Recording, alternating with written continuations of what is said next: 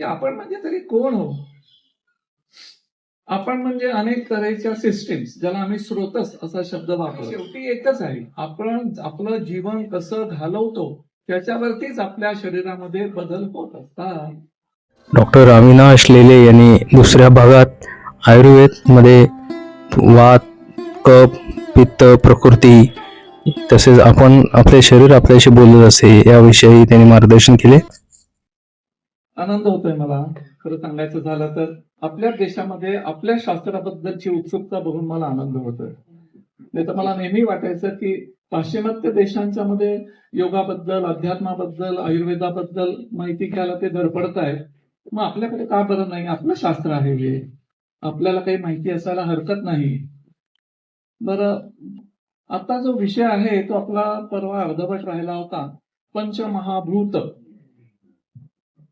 भूत हा शब्द काय भानगड आहे? ही भूत का म्हणतात त्याला? कारण आपल्याकडे भूत म्हटलं की वेगळीच कल्पना येते. भूत असं आहे, इथे त्यांनी सांगितलंय संस्कृत मध्ये की नित्यत्वम सती. अहो बघा ना, आपण आता चैतन्य आहे म्हणून असे बसलोय खुर्च्यांवर. ते चैतन्य आपल्या शरीरात निघून गेलं की काय म्हणतात? पंचत्वात विलीन झाला. पंचत्वात विलीन झाला असं म्हणतात. म्हणजे शेवटी आपली राख जरी झाली किंवा पुरून जरी ठेवलं तरी त्याचं पंचमहाभूतातच रूपांतर झालं. त्यामुळे आपल्याला माहिती असणं फार आवश्यक आहे. मग ही झाडं दिसत आहेत, इमारत दिसती आहे, पण हे सगळं नंतर आता आपण त्याला शेप दिलेला आहे वेगवेगळा, पण नंतर मात्र ते, त्यामुळे पंचमहाभूत आपल्याला माहिती असणं अतिशय आवश्यक आहे. म्हणून मागच्या वेळेला आपण जरी आकाशाचा विचार केला होता तरी मी तो पुन्हा थोडासा जलद पद्धतीने जातो आणि मग बाकीचं जे आहे वायू, अग्नी, जल, पृथ्वी, हे आपण आपल्या शरीरात कशा स्वरूपात आहे हे बघूया. तर याच्यातनं तुमच्या असं लक्षात आलंय की पंचमहाभूत आणि चैतन्य म्हणून आपण आहोत. आपण आता हळूहळू माहिती करून घेऊ. हे बघा, हे नवीन मी घातली स्लाइड होत्या. whichever elements are present in the nature are also present in human body. हे परत मी एकदा उद्भूत करू इच्छितो की प्रमाण वेगळं वेगळं आहे. आताच तुम्हाला सांगू इच्छितो की हाडं कशी मजबूत असतात की नाही आपली, म्हणजे त्याच्यामध्ये काय जास्त असतं? पृथ्वी जास्त असते, म्हणजे घनता, सॉलिड भाग जास्त असतो. पण आता आपल्यात काय आहे? ऑस्टिओपोरोसिस असा शब्द वापरतात. आणि म्हणून मग बाथरूम मध्ये गुळगुळीत फरशी नको, नाही तर पडलं की मग डायरेक्ट फ्रॅक्चर नेक फीमर एकदम आपलं होतं. इतकी ती भुसभुशीत, म्हणजे पंचमहाभूतांचं स्वरूप बदलतं असं लक्षात घ्या. म्हणजे आपली चाळणी होते. पोरोसिस याचा अर्थ काय? पृथ्वी आणि जल जर जास्त असेल तरुणपणामध्ये आपल्या, तर निसर्गतः त्याचा हळूहळू त्याच्यामध्ये आकाश आणि वायू जास्त यायला लागतात. म्हणजे ऑस्टिओपोरोसिस, म्हणजे बॉडी आपलं बोन डेन्सिटी जी आहे ती कमी कमी होत जाते. सगळ्यांची होते असं नाही. आणि शेवटी एकच आहे, आपण आपलं जीवन कसं घालवतो त्याच्यावरतीच आपल्या शरीरामध्ये बदल होत असतात. दुसरा भाग आहे, everything in the human body is constituted of all 5 महाभूतास. ओठ बघा, हात लावून बघा, तसे मऊ आहेत, हो की नाही? मऊ आहेत म्हणजे जल आहे, त्याच्यात सॉफ्टनेस आहे. पण याचा अर्थ नुसतं जल नाही, जलाचं प्राधान्य आहे.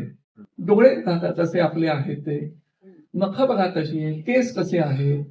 तर सगळ्या गोष्टी आपल्या शरीरातल्या त्या प्रत्येकात पंचमहाभूत आहे. प्रमाण कमी जास्त आहे. तर हे जर आपण लवकर लवकर जाऊया, कारण आपण हे मागच्या वेळेला बघितलेलं आहे. तर मी आकाशाचं महत्वही तुम्हाला सांगितलं होतं की व्यवहारामध्ये देखील आपण सगळ्यात जास्त महत्वाचं काय मानतो तर स्पेस, आकाश. कारण का, the internal and external space allows the formation, storage and proper conduction of various body constitutes. आता त्याच्यामध्ये जे फॅट जमा होतं, स्थौल्य, ओबेसिटी आपण म्हणतो, त्याचा परिणाम कशावरती होतो? त्याचा परिणाम ट्रॅफिक जॅम मध्ये होतो. म्हणजे आपल्या आतमध्ये जे काय आहे, कुठलीही सिस्टीम घ्या तुम्ही, त्याच्यामध्ये जायला रस्ते लागतात. आता आपण बसलोय सगळे, पण श्वास तर घेतोय आणि सोडतोय की नाही.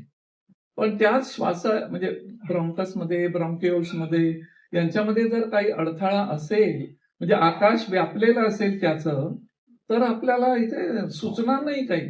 हृदयाच्या बाबतीत तेच आहे, अन्नमार्गामध्ये तेच आहे. नंतर आपण जे बाहेर टाकून देतो, म्हणजे आपलं ज्याला आपण म्हणतो की वृक्क, मराठीमध्ये किंवा संस्कृतमध्ये म्हणायचं तर आपण किडनी हे जास्त जवळचं वाटतं आता लोकांना. आपल्या शब्दा म्हणजे मला मी वृक्क म्हटलं तर लोकांच्या चेहऱ्यावरती काही भाव दिसत नाही मला. जाऊया पुढे. तर हे मी तुम्हाला 4-5 उदाहरणं दाखवली होती की कशा पद्धतीने आकाश व्यापलं असेल तर आपलं जीवन उद्ध्वस्त होऊ शकतं आपल्या दुर्लक्षामुळे. आकाश कुठला आहे? या कोरोनरी आर्टरीज आहे, हे बघा, हृदयाला रक्तप्रवाह देणाऱ्या, आणि त्यांनी सातत्याने रक्त द्यायला पाहिजे, कारण हे 24 आवर्स ड्युटीवरती आहे हृदय. आपण झोपतो पण ते नाही झोपत. आणि मग त्यातलंच आतलं जर तुम्ही बघितलं तर हे रक्त असं व्हायला पाहिजे, पण त्याच्यामध्येच हे असं जर त्याच्यामध्ये कोलेस्टेरॉल आणि इतर गोष्टी जर चिकटून राहिल्या तर हळूहळू रक्त वाहणं थांबतं आणि मग आपण म्हणतो ब्लॉक आहे. जाऊया पुढे.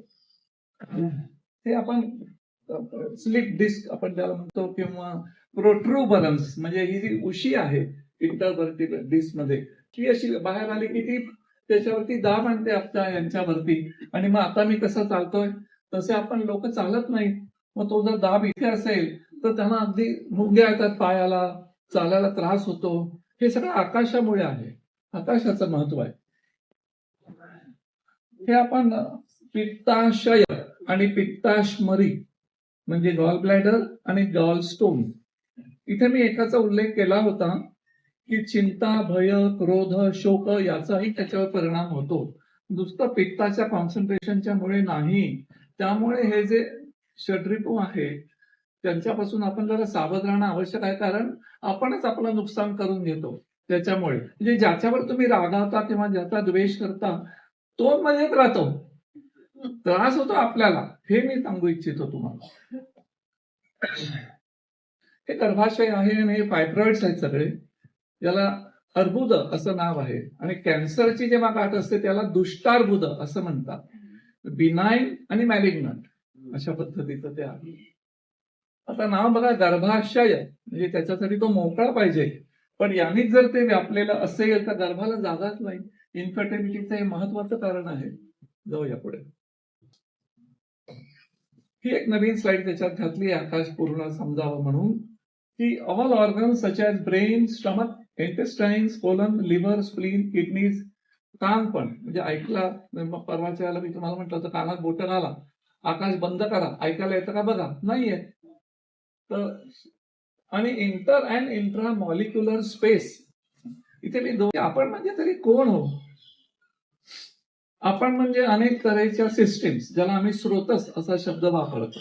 प्राणवह स्रोतस, अन्नवह स्रोतस, मूत्रवह स्रोतस, मज्जावह वगैरे वगैरे वगैरे.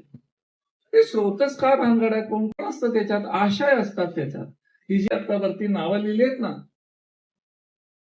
मेंदू आपण म्हणतो, नंतर आमाशय म्हणतो, यकृत म्हणतो, हे सगळे आशय आहेत. गर्भाशय आपण म्हणतो वगैरे वगैरे जे आहेत ते, हे त्यातलाच भाग झाला. आणि त्यातले रस्ते, ह्या सगळ्याचं ह्या कशाने बनलेले, ज्याला आपण इंग्रजीत टिश्यू असं म्हणू. जीभ बघा, जीभ. आता हे मी जीभ, तिची कामं किती आहे, तिच्यामुळे मी बोलतोय, तिच्यामुळे ही सगळ्या कमाल वाटते मला. म्हणजे परमेश्वराला आपण कितीही नमस्कार घातले तरी ते पुरेसे नाही. की आपण इथे जिभेवरती जर एखादी गोष्ट ठेवली खाण्यातली, तर अनालिसिस किती क्षणात होतं, ताजी पोळी आहे का कालची आहे, नाही का, हे अन्न चांगलं आहे का वाईट आहे, हे सगळं आपल्याला अनालाइज करून मिळतं. म्हणून आपण किती मजेत आहोत. तर ही जीभ जर बघितली तर ही कामं वेगवेगळी आहेत. त्यामुळे सिलियरी एपिथेलियम असे वेगवेगळ्या तऱ्हेचे पेशी, म्हणजे मला जायचंय कुठे, तर आपण कोण हे सांगायचा माझा प्रयत्न चाललाय. तर आधी आपण स्रोतसांमध्ये आलो किंवा सिस्टीम्स मध्ये आलो, त्याच्यामध्ये आपण ऑर्गन्स बघितले, मग आपण टिश्यू वरती आलो की ऑर्गन देखील विविध टिश्यूचे बनलेले.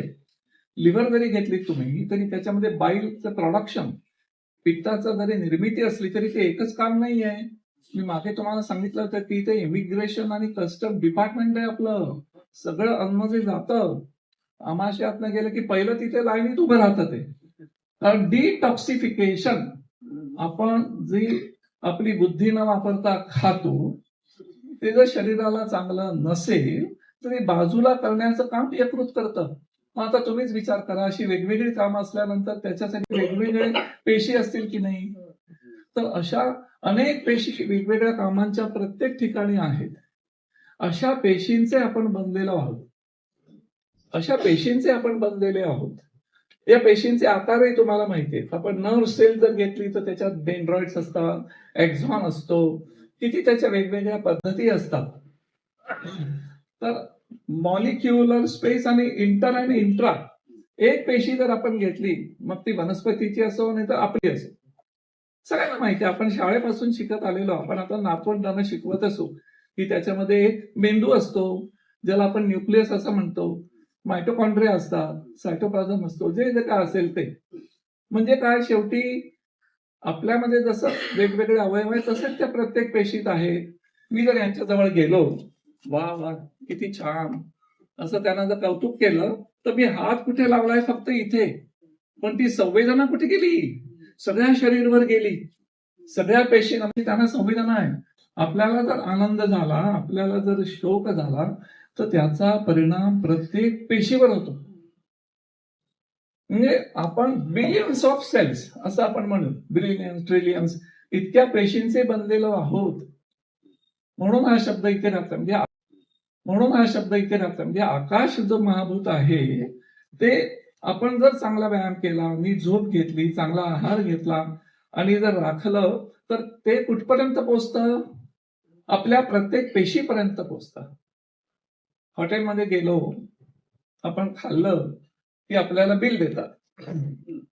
किंवा किराणा मालाच्या दुकानात गेलं, कुठेही गेलं तरी पैसे दिले की रिसिप्ट देतात. तुम्ही म्हणा काय चाललंय, आयुर्वेदाती बोलायला आणि काय बोलतोय. शरीर आपल्याला रोज सकाळी पावती देत असतं, तुम्ही कसे वागता त्याची. खरंच सांगतो मी तुम्हाला, खरंच सांगू इच्छितो की तुम्ही सकाळी उठल्यानंतर जर प्रसन्न असाल, मलमूत्र विसर्जन नैसर्गिकरित्या तुमचं होत असेल आणि तुम्हाला जर आता काय करू आणि काय नको असा उत्साह असेल तर समजा की तुम्ही काल नीट वागलाय, शरीराला अनुकूल असे वागलाय, म्हणून शरीराने तुम्हाला पावती दिली. तुम्ही उशिरा झोपलात, वेडवाकडं खाल्लं, तुम्हाला वाटतं कोण बघतंय, एकच दिवस, अरे पण आतमध्ये सगळं आहे ना बसलेला तो लिहून घेणारं सगळं. दुसऱ्या दिवशी सकाळी तुम्हाला जडपणा असतो, तोंडाला चव नसते, खायची इच्छा नसते, पांघरुणातून बाहेर यावंसं वाटत नाही, स्मरणशक्ती कमी होते, वगैरे वगैरे वगैरे. म्हणजे शरीर नाराज असतं तुमच्यावर. मग उठल्यानंतर नवरा म्हणतो आज मला काही खायला नको होतं भाऊ, मग बायकोला चिंता वाटते की मग आता हे कामावर गेले तर कसं काय होणार, वगैरे वगैरे. आता मी जरा बाजूला चाललोय, आता परत मला जागेवर यायला पाहिजे. पण एक मात्र तुम्हाला सांगतो की शरीर आपल्याशी बोलत असतं. तुम्ही जर नीट नाही वागलात तर तुम्हाला ते दुसऱ्या दिवशी सांगायचा प्रयत्न करतं. तुम्ही नाही ऐकलं तर माझा आवडीचा शब्द आहे, भोग आपल्या कर्माची फळ. वायू म्हणजे काय, वायू म्हणजे शेतकऱ्याची आठवण येते मला. कारण तो आधी ढगाकडे बघत असतो. भारतातला शेतकरी आहे, तर बऱ्याच जणांच्याकडे नगर भागात जा, पुण्याच्या पासून जवळ आहे, पण तिथे पाऊस पडेलच अशी शाश्वती नाही. वेस्टलँड तिथे जास्त आहे. मग तिथे ते आकाशाकडे नजर देऊन असतात की ढग तर दिसतायत काळे शार निळे, पण ते वाऱ्याने आणले आणि पाऊस पडला तर त्याला फायदा. म्हणजे हलवण्याचं काम कोण करतं, वारा. आपल्यामध्ये पण, मी आता एवढ्या तुम्ही बघताय ही पण एक ऍक्शनच आहे ना, किंवा मी प्रतिसाद देतोय, तर ते सगळं काम करणारा म्हणजे वारा. मग एक रेस्पिरेशन ही एक भाग झाली, पण तोंडात घास घातला तिथं खाली कोण नेतो, आकुंचन प्रसरणच होतं ना. येईल आता ते पुढे. हे बघा, हे किती हलके असतात, त्याच्यामुळे ते आकाशामध्ये उडू शकतात. सगळे पक्षी अतिशय हलके असतात. पुढे जाऊया. खास तो भाग. आता इथे तुम्हाला मराठी संस्कृत शब्द आले, फ्लेक्शन, एक्सटेन्शन, हे तुम्हाला कळतं हो की नाही. नंतर हे पण तुम्हाला कळतं. नंतर आपण बॉलिंग करतो, सर्कमडक्शन. तशा प्रत्येक ठिकाणच्या आपल्या रचना वेगवेगळ्या आहेत. हे बघा, आकुंचन प्रसरण, गमन म्हणजे टू मूव्ह, प्रेरणा इन्स्पिरेशन स्टिम्युलस, धारण टू पजेस टू होल्ड, स्पर्श टेक्टाईल सेन्सेशन म्हणजे आता मी थोडं उदाहरण देतो. कॉलेजमध्ये असताना आपण जेव्हा वर्गातनं बाहेर जातो तेव्हा आपल्याला आवडणारी मुलगी जर आपल्या बाजूने गेली आणि तिचा रुमाल जरी लागला आपल्याला तरी अंग शहारून येतं. ते टेक्टाईल सेन्सेशन. तेव्हा स्पर्श हे झालं वायूशी संबंध. आता आपण पुढे अग्नी आपल्या शरीरात आहे तरी कुठे कुठे हे आपण बघूया. अग्नी म्हणजे तुम्हाला माहितीच आहे, सूर्य. सगळ्यांना देणारा तो सूर्य. आपल्यात सूर्य आहे की नाही? आहे की. सूर्याची दोन कामं आहेत. एक म्हणजे उष्णता देणं आणि दर्शन देणं. आपण बघू शकतोय ते त्याच्यामुळे. तेव्हा अशा दोन ठिकाणी आहे. जाऊया पुढे. हे बघा, पित्त म्हणजे परिणामन करणारं, टू ट्रान्सफॉर्म, ते पित्त. दृष्टी, मी आताच तुम्हाला म्हटलं की दृष्टी हे पण त्याचंच काम आहे. डायजेस्टिव्ह फायर, स्किन टेक्स्चर आणि इंटलेक्च्युअल फायर. त्याच्यामध्ये आपण पित्तावरती आलो की विस्ताराने तुम्हाला मी सांगेन की पचन हे फक्त अन्नाचंच नसतं, ज्ञानाचंही पचन व्हावं लागतं, ते इथे होतं. भावनांचंही पचन व्हावं लागतं, ते इथे होतं. त्यामुळे कधी कधी यालाही ब्रेन म्हणतात आयुर्वेदामध्ये, किंवा हृदय ही संज्ञा इथेच फक्त नाहीये, याला पण आहे. कारण दोन्हीकडे कामं वेगळ्या पद्धतीची चालू असतात. आता आपण जवळ येत चाललेलो आहोत. हे जल आणि मग नंतर पृथ्वी. जल पण आपल्या शरीरामध्ये भरपूर प्रमाणामध्ये आहे. म्हणजे एक्झोक्राईन आणि एंडोक्राईन असे आपण जे शब्द वापरतो त्यांच्यामध्ये तर आहेच आहे. पण साधं बघा, आता इथे त्याने मला तांब्या भांड ठेवलंय. का? कारण मी जास्त बोललो की माझ्या घशाला कोरड पडेल आणि मग मी चांगल्या पद्धतीने बोलावं म्हणून आपली ही पद्धत आहे की कुठेही काही असेल तर आपण ते ठेवतो. आता हे कोणाच्या जास्त असतं माहितीये का? आता कुत्र्याची किंवा कोणाची पिल्लं असतात बघा, ती किती, किंवा वासरू बघा, कोणाचंही पिल्लू असेल तर ते किती गोंडस दिसतात. त्यांच्यामध्ये जलाचं प्रमाण जास्त असतं. आपल्यात नसतं ते. म्हणून आपल्या सुरकुत्या असतात, आपल्याला वृक्षपणा असतो. हे निसर्गतः आहे. किंवा आता पुढे गेलात तुम्हाला, आपण आज फार इंटरेस्टिंग विषय आहेत तुमचे. आज तुम्ही कोण आहात हे तुम्हाला कळणार आहे. म्हणजे प्रकृती पण तुम्हाला आज कळणार आहे. पण त्याच्या आधी तुमच्या शरीरातल्या शक्तींची पण ओळख व्हायला हवी. जाऊया पुढे. हे बघा, एवढ्या गोष्टी आहेत. रस, रक्त, वसा, बोन मॅरो, कफ, पित्त, मूत्र आणि स्वेद. म्हणजे लघवीमध्ये आहे, घामामध्ये आहे. आपले जे दोष आपण बघणार आहोत याच्यानंतर, वात, पित्त, कफ, त्यांच्यामध्ये आहे. बोन मॅरो त्याचाही सॉफ्ट असतो आतला. आणि रसरक्त एकत्रच असतात. म्हणजे त्यातला जो पेशींचा भाग आहे तो आणि सिरम असे दोन्ही म्हणून एकत्र त्याच्यामध्ये असतात. आता शेवटचा पृथ्वी, अर्थ, घन भाग. Gives the body a strong frame and support as it plays a major role. तर सगळ्यात जास्त आपल्याला आठवण येते ते म्हणजे हाडांची. तुम्ही इमॅजिन करा बरं, आपल्या शरीरात हाडं नसती तर काय झालं असतं? इथे खाली गोळा मांसाचा फुटबॉल सारखा झाला असता आपला. ते आहेत म्हणून आपल्याला आकार आहे. तेव्हा हे त्यातला एक भाग झाला. पण बघा ना, आपलं डोकं बघा काय टणटणीत आहे एकदम. तरी काय कमाल आहे. जर मेंदूवरती सगळं चालतं तर त्याच्या प्रोटेक्शनसाठी त्यांनी कसं केलंय.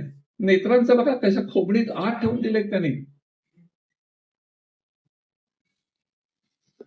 आता याचे गुण काय ते पण मी थोडेसे बघू इच्छितो. ते स्थूल, स्थिर, गुरु, खर आणि कठीण असे त्याचे गुण आहेत. आता हे टेबल समजा आहे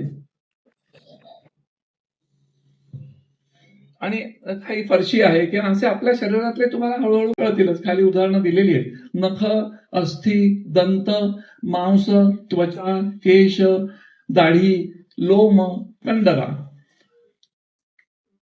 बरोबर, अशा पद्धतीची याची उदाहरणं आहेत. आता शब्द, स्पर्श, रूप, रस आणि गंध. हा जो शेवटचा गंध जो आहे ना, त्याचा पृथ्वीशी, सॉलिडशी संबंध आहे. हे फार महत्वाचं आहे, माझ्या दृष्टीने फार महत्वाचं आहे. कारण आपण सगळेजण स्वयंपाकघरात लुडबुड करत असतो आणि आपल्याला ताजं हवं असतं किंवा सर्व गुण संपन्न गोष्ट आपल्याला हवी असते. मग ते औषध असू दे किंवा आहार असू दे, त्याचा मी तुम्हाला संबंध सांगू इच्छितो. ह्याच्यात काय दाखवलंय, ऐश्वर्या राहू दे बाजूला, पण आपण आधी हे बघून घेऊ की डोळे म्हणजे अग्नीशी संबंधित डोळे आहेत, आकाशाशी संबंधित कान, ध्वनी आपल्याला ऐकायला येणं, पृथ्वीच्या बाबतीमध्ये नोज आहे, पण त्याच्यात आता इथे लिहिलं नाहीये, पण गंध, वास. तुम्ही बघा, कुठलीही गोष्ट बघितली तर आपण आधी वास घेऊन बघतो, त्याच्यावरून आपल्याला बऱ्याच गोष्टी कळतात.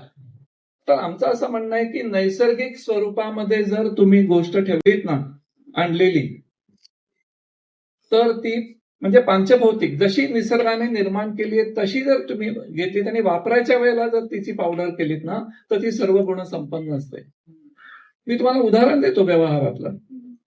व्यवहारातलं उदाहरण म्हणजे आता पोळी आपण रोज खातो किंवा भाकरी पण खातो, तर मग त्याचं पीठ आपण वर्षाचं नाही करून ठेवत. साठवण कशाची करता तुम्ही? गव्हाची करता, जोंधळ्याची करता, पण 15 दिवसांचंच फक्त पीठ करता. त्याच्यापेक्षा आम्ही तर युरोप अमेरिकेत जास्त असतो, त्यामुळे किंवा लॅटिन अमेरिकेमध्ये पण तिथे काय असतं माहितीये, कॉफी पितो ना आपण, चहा पितो, पण ते लोक कॉफी पितात. तर ते काय करतात, आम्हाला जेव्हा घेऊन जातात त्यावेळेला तिथे स्टोअरमध्ये विविध तऱ्हेच्या भाजलेल्या बिया असतात, रोस्टेड कॉफी बीन्स, आणि त्या बीन्स आणतात आणि त्या आयत्या वेळेला मशीनमध्ये घालून त्या क्रश करतात. काय अरोमा असतो त्याचा.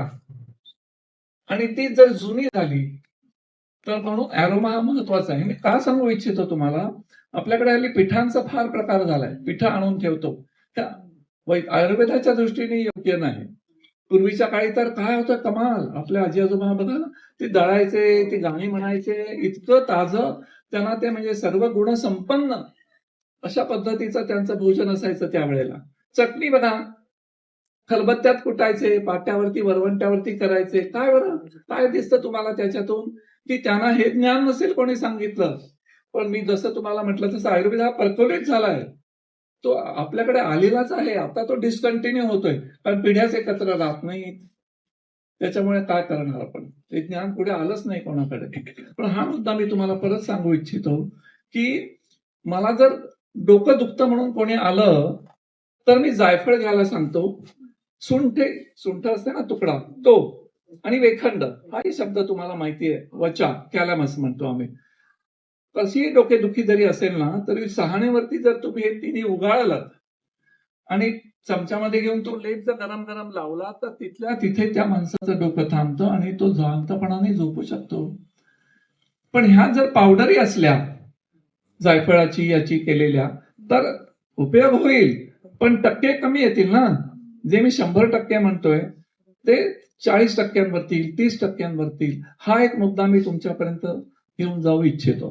पुढे जाऊया. दोष धातू मला मूलम ही शरीरम, हे इंग्रजीतलं राहू दे आता. मी अगदी सांगतो, आपण कशाचे बनलेलो आहोत? 3 गोष्टींचे, दोष, धातू, मल. दोष म्हणजे शक्ती, आपण बघणारच आहोत. धातू म्हणजे धारणा धातवाहा. धारणा धातवाहा म्हणजे काय माहितीये का, जे धारण करतात शरीराला. मांस आहे माझ्या शरीरात, त्वचा आहे माझ्याकडे, फॅट आहे माझ्याकडे, हाडं आहेत माझ्याकडे. हे जे रस, रक्त, मांस, मेद, अस्थि, मज्जा, शुक्र, हे जे सगळे 7 धातू आहेत ना, त्याचे आम्ही बनलेलो आहोत. आणि ते धारण करतं, ते जात नाही. दोषांचं तसं नाहीये. दोष म्हणजे पेट्रोल, डिझेल किंवा सीएनजी वापरतो आपण, ती निघून जाते मळ म्हणून, आणि परत आपल्याला भरावी लागते. कशातून होते ती? अन्नातून निर्माण होतात, ते ताजे निर्माण होतात रोज. इथे शेवटी बघितलं का तुम्ही, सूर्य, चंद्र आणि वारा. शेवटी आपल्याला काय म्हणायचं आपण, की जे निसर्गामध्ये आहे ते सूक्ष्म स्वरूपात आपण आहोत. म्हणजे जे जे निसर्गात आहे ते आपल्यात, त्यामुळे आपल्यात चंद्र आहे, आपल्यात सूर्य आहे, आपल्यात वारा आहे. याच 3 शक्ती आहेत. सूर्य म्हणजे तापणारी, आणि चंद्रमा म्हणजे आपण थंड करणारा असं म्हणतो. त्याचा त्यावेळेला अर्थ सांगेनच मी, आपण दोषांवरती जाऊ त्यावेळेला. आणि वारा म्हणजे हालचाल, असं आपण बघितलं.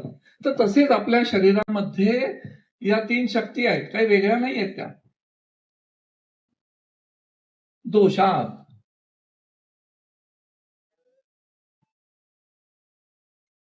हा, हे आईबाप आहेत. मी तुम्हाला वेगळ्या पद्धतीने सांगतो की ते आईबाप आहेत.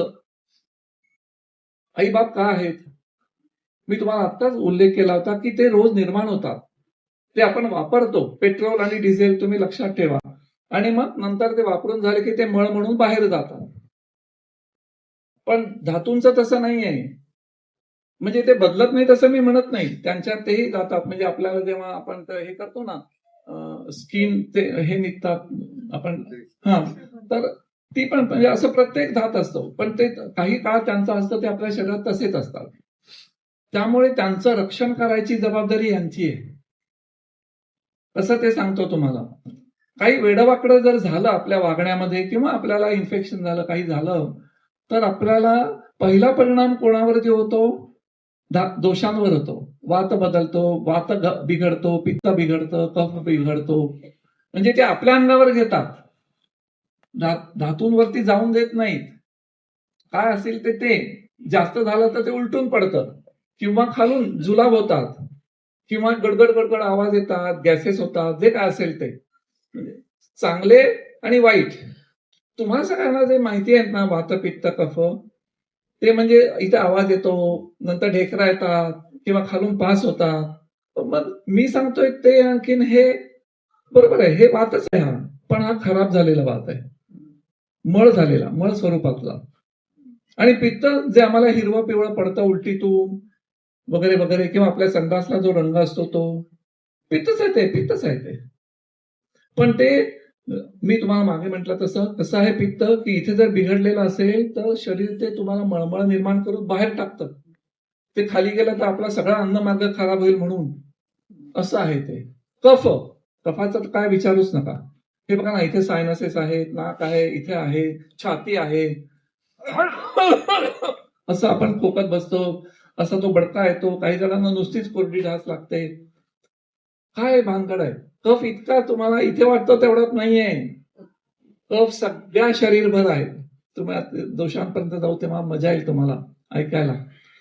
पण हा चांगला नाही. कफ म्हणजे वंगण, लुब्रिकंट. डोळ्यात आहे, अश्रू, अशी सगळीकडे आहेत ती. मेंदूच्या भोवती पण आहे कफ, छाताडात तर खूपच आहे, सांध्यांमध्ये आहे, तर असा कफाचे देखील प्रकार आहे. तेव्हा आता तुम्हाला याच्यातनं असं लक्षात आलं की ते आईबाप आहेत. का मी म्हटलं आईबाप? अहो, घरामध्ये जर काही कोणीतरी जोर जोरात दरवाजा आपटायला लागला आणि आपल्याला वाटलं की कोणतरी डेंजर आहे, तर ते काय करतात, बेडरूम मध्ये मुलांना ठेवतात, आई बाबांना पण आत ठेवतात. त्या म्हणतात आणि आम्ही बघतो काय आहे ते. म्हणजे संकटाला सामोरं आई ते जातात ना, म्हणून मी त्यांना आईबापांची उपमा दिली. म्हणजे मग तुमच्या लक्षात राहील, ते कधी विसरणार नाही तुम्ही. हा पहिला वाद थोडं थोडं तुमच्या आता लक्षात आलेलंच आहे. बघा बघा इथे काय म्हणतो मी, काय काय त्याचं आहे. एअर आणि स्पेस, आता पंचमहाभूत तुम्हाला माहिती झाले. त्यामुळे 2-2 महाभूतांच्या पासून ते बनलेले असतात. त्यामुळे याच्यामध्ये काय आहे, एअर आणि स्पेस. माझ्याकडे आणखीन एक चांगला शब्द आहे, शब्द गुणम आकाशम. म्हणजे आकाशाचा गुण आहे शब्द. आता आपण वायूवरती आलेलो आहे, तर रूप रहित स्पर्श असा त्याचा गुण आहे. रूप रहित स्पर्श म्हणजे दिसत नाही तो, इलेक्ट्रिसिटी सारखा आहे. बटन दाबलं की ट्यूब लागते की नाही? कशी काय लागते? कारण ती एनर्जी आहे ती एमएसईबीची, आणि ते ट्यूब गेली मध्येच तर आपण म्हणतो वीज गेली.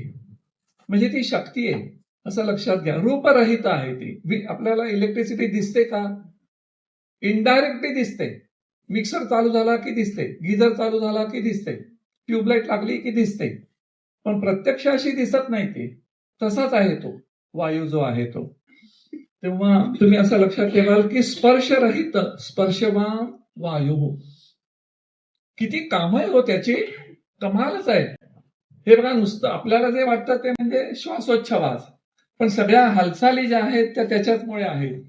नॅचरल अर्जेस म्हणजे मल, मूत्र, स्वेद, हे ते सगळ्याचं आपण नीट चांगल्या पद्धतीने बाहेर पाडू शकतो. त्याचं नियंत्रण त्याच्यावर आहे. या वयात आपल्याला त्याचं महत्व कळतं. काही जणांना धरून ठेवता येत नाही, घाई होते. त्यामुळे मुंबईतनं पुण्याला जाताना त्यांची पंचायत होते. त्यांना काय पॅड्स वगैरे घ्यावी लागतात. हे वाताचं महत्व आहे. वातावरती सगळं अवलंबून आहे. म्हणून वाताचे विकार म्हातारपणी होतात. आमच्याकडे जर कोणी तरुण आला आणि त्याला जर कसे वाताचे विकार असेल तर आम्हाला अवघड असतात ते चिकित्सा करायला. कारण ते वेगळ्या वयात आलेले आहेत. लहान मुलांना आला तर आम्हाला अगदीच काळजी वाटते. तुमच्या वयात आले ना होणारच, तसं आम्ही मनात म्हणतो, तुम्हाला म्हणत नाही. आणि मोटर अँड सेन्सरी फंक्शन्स मी नेहमी म्हणतो, आपण देवाकडे जातो ते काय उगाच जात नाही काही. त्याच्याकडून आपल्याला अपेक्षा असते म्हणून जातो, हो की नाही? आणि त्यातल्या त्यात तो जर फळ देणारा आहे, वर देणारा आहे असं असेल तर काय गर्दी बघायला नको त्याच्याकडे. पण त्यांनी आपल्याला किती वरदान केलं याची कल्पना आहे का तुम्हाला? हे याच्यामुळे मला सुचलं ते मोटर अँड सेन्सरी फंक्शन्स. त्यांनी आपल्याला इतकी इतकी म्हणजे आयुध दिलेली आहेत, पंच ज्ञानेंद्रिय, ज्यांच्यामुळे आपल्याला या निसर्गाचं आणि सगळ्याचं ज्ञान होतं. पंच कर्मेंद्रिय आणि मन सगळ्यांना सारखी दिली आहेत. तुम्ही कसेही दिसा, सगळ्यांना सारखी दिली आहेत, उच्च प्रतीची दिलेली आहेत. पण आयुर्वेदामध्ये रोगाच्या कारणामध्ये त्यांचा नीट न केलेला वापर हे रोगाचं कारण सांगितलंय. आता तर कळायला सोपं आहे, कारण मोबाईल आहे, टेलिव्हिजन आहे, त्याच्यामुळे तुम्हाला अति वापर आणि मिथ्या. हे बघा, कुठल्याही गोष्टीचा वापर करायचा झाला तर त्याचे 4 भाग असतात. त्यातले 3 वाईट असतात आणि 1 चांगला असतो, समभाग. म्हणजे आता मला जर कळलं की आता मी वाचू नये, आता मी माझ्या डोळ्यांना अधिक, आपले डोळे शिंकतात म्हणतो ना आपण, नंतर बसताना उजेडात बसावं, नैसर्गिक उजेड असेल तर अधिक चांगलं, वगैरे वगैरे. आपण जर नियम पाळत असू तर ठीक आहे. काही जण काहीच करत नाहीत, वापरतच नाही. त्याला म्हणतात हीनयोग. समयोग मी तुम्हाला सांगितलं. अतियोग हाही कळायला सोपं आहे की अधिक वापर केला तर. आणि मिथ्यायोग, आपण आपल्या नातवंडाला सांगतो, अरे असं उभा आडवा बसू नको, जरा नीट बस, कसा बसलायस तू, तुझे डोळे फुटतील. तर मिथ्या योगाला तो असे असे सगळ्या इंद्रियांचे आहेत. मनाचे आहेत, पंच ज्ञानेंद्रियांचे आहेत, पंच कर्मेंद्रियांचे आहेत. हेच रोगाचं कारण आहे.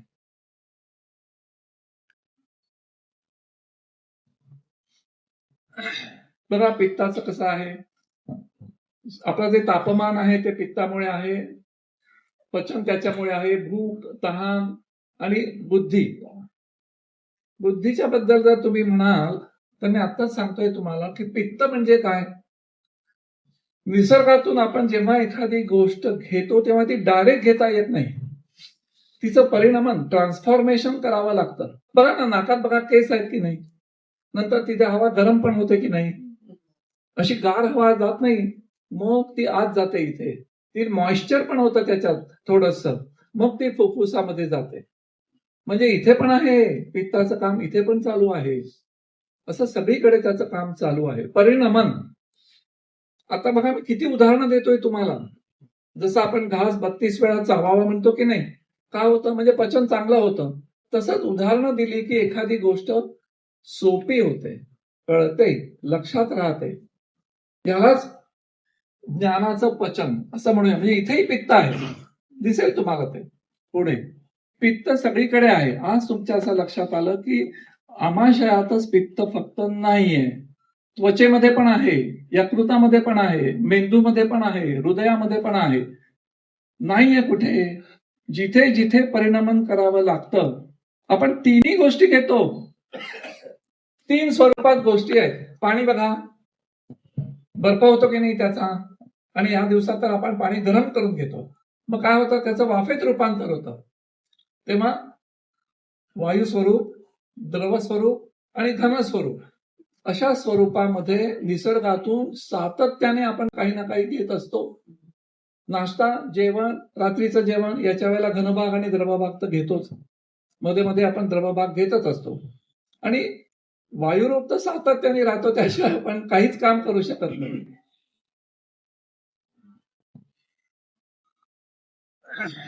हे आता वॉटर आणि अर्थ मगाशी पित्ताचं बघितलं असलं तुम्ही तर अग्नी होता आणि जल होतं त्याच्यामध्ये, आणि याच्यामध्ये काय आहे, पाणी आहे आणि पृथ्वी आहे, म्हणजे धनभाग आहे.